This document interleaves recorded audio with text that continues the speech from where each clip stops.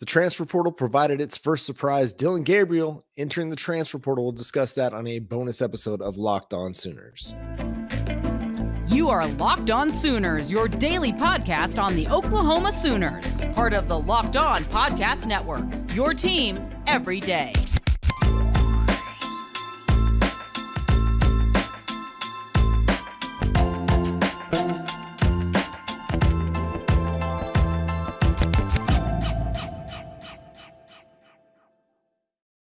What's up, Sooner Nation? Welcome to Locked On Sooners, and thank you for making Locked On Sooners your first listen every single day. Today's episode is brought to you by LinkedIn. These days, every new potential hire can feel like a high-stakes wager. That's why you got to check out LinkedIn. Go to linkedin.com/lockedoncollege to post your job for free. That's linkedin.com/lockedoncollege. My name is John Williams. You can follow me on Twitter at John9Williams. This is just an abbreviated show. We're going to talk Dillon Gabriel real quick because that is the talk of the town. We'll discuss it in greater detail on our live show tonight at 9 p.m. Central Time here on the YouTube channel. So make sure you're tuned in with that.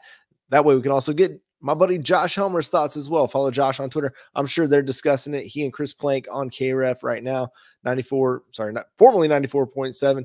Go check it out on the KREF Sports app. But Dillon Gabriel, man, entering the transfer portal, a bit of a surprise. I think everybody expected that Gabriel was going to leave after this year. The writing was kind of on the wall. We asked Jeff Levy about that in the summer at OU Media Day, and he said, no, he's not coming back. Brent Venables was a little bit less definitive on that, saying we hadn't really had those conversations yet. There'll be a time for it.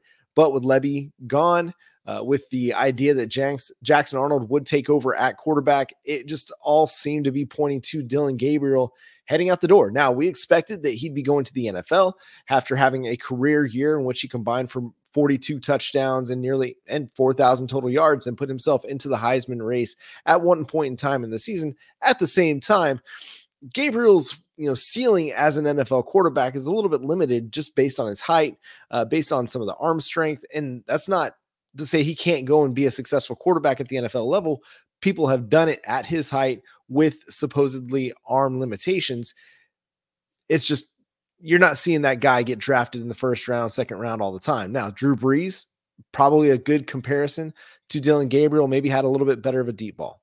That aside, Dillon Gabriel finishes his Oklahoma career, I think, as one of the better quarterbacks in Oklahoma history. I mean, he's not going to go down as a Baker Mayfield, a Kyler Murray, a Jalen Hurts, two guys that won the Heisman and a guy that ended up as a Heisman finalist. All three guys took their team to the playoff.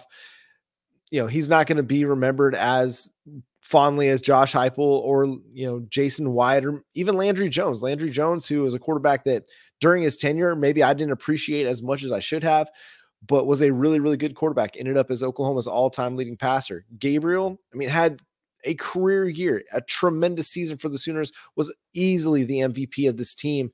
The thing that impressed me most about Gabriel was he raised his game. He wasn't the same quarterback he was in 2022. Were there some things that were similar in some areas that he still needs to work on, and maybe some of these areas that he just wasn't going to get better at? Maybe, but there were a lot of ways that he got better. He got more explosive as a runner. He got more efficient on third and fourth down in the red zone, and he got better over the middle of the field in the 10 to 20 yard part of the field. He was just a better player altogether. And you cannot discount what he meant to this team as a leader. Originally committed to go to UCLA out of the transfer portal after UCF. Jeff Levy picks up the phone. He brings his guy to Oklahoma, dime time, comes to Norman. And you've got a veteran presence, a steady hand at the wheel as Oklahoma's trying to kind of retool this thing and steady the ship a little bit. We talk about Brent Venables and the job that he's done and to recruit and to build his staff and build his culture and build this roster, but you can't discount how important Dillon Gabriel has been to this thing as well, because he has been as important. He's been critical. He's been crucial and key to what Oklahoma's been able to do over the last 2 years. He helped steady the ship. He helped steady the rudder that allowed Oklahoma to rebound from that 6-7 disaster of the 2022 season to a 10-2 season thus far in 2023. And he was a big reason for it. Yeah, did they lose 2 games? Absolutely. Is that all on the quarterback? I don't think so. I mean, that Oklahoma State game, yeah, they had 3 giveaways. A couple of those were on your quarterback, and he needed to be a little bit better. At the same time, in Kansas and in the Oklahoma State game, your offensive coordinator got a little bit conservative and didn't allow his quarterback to attack areas of the field that they'd been having a lot of success in, especially against Oklahoma State. On those 3rd and 4th down plays that really decided the game against Oklahoma State. I mean, he called a 3-yard slant, which Gabriel completed. The expectation was Jalil Farouk was going to be able to break that and pick up a first down. He didn't do it, but still, he called a 3-yard slant on 3rd and 10. And then when it was 4th and 6, we called a 3-yard out. Again, we didn't attack the sticks. So I feel like Dillon Gabriel's legacy in Oklahoma at Norman should be remembered really, really fondly. We'll always have the Texas game where, a minute 17 left on the clock, 75 yards to go, got to have a touchdown to win the game.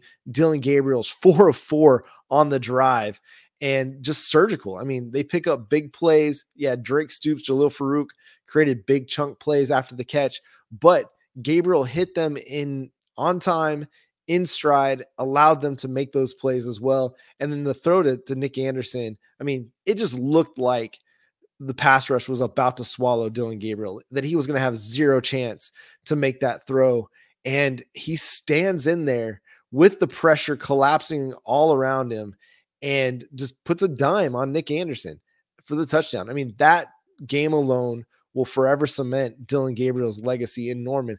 But you got to go back to, I mean, big days on the ground, through the air, where, I mean, against West Virginia, the 8 total touchdowns. I mean, how many 400-yard passing days did he have for the Sooners? He was phenomenal this year and completed 69% of his passes. Again, raised his game to new levels. He raised his games to newer heights where, after the 2022 season, you wondered, okay, is this the best we're going to see out of Dillon Gabriel? Well, that wasn't the case. He went and had, 421 yards against Tulsa. He had 322 yards on the road against Cincinnati, 366 against Iowa State in a big 50-point, performance for the offense. Then he had 285, and then he ran for 113 against Texas.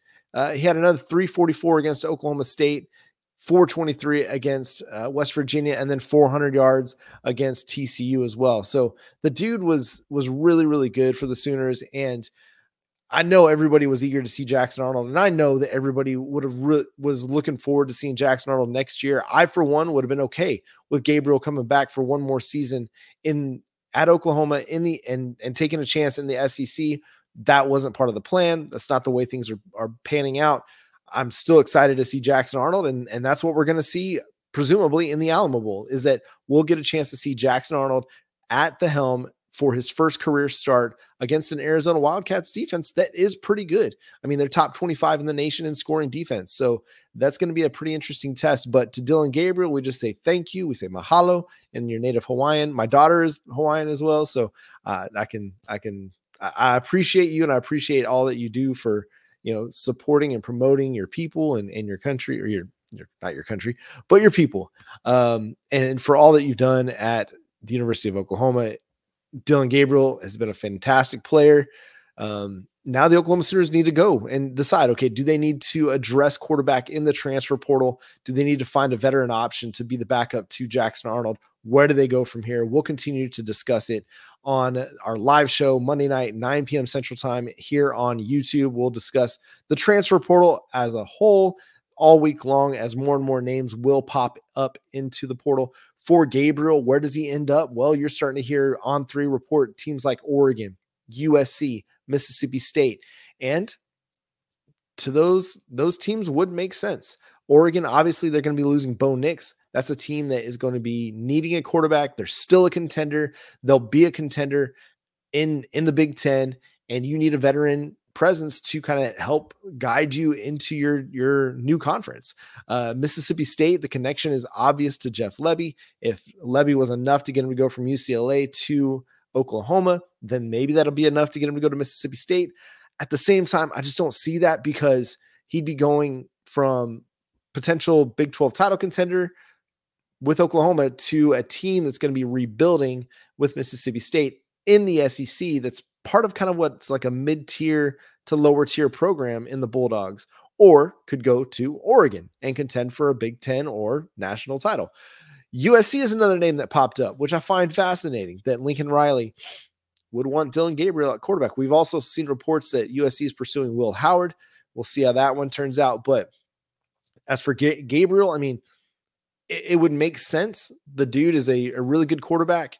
Obviously, Lincoln Riley would have interest in really good quarterbacks. And for Gabriel, I mean, Lincoln Riley's created 3 Heisman winners. You know, for all that we can say about Lincoln Riley as a head coach, maybe he's not that good.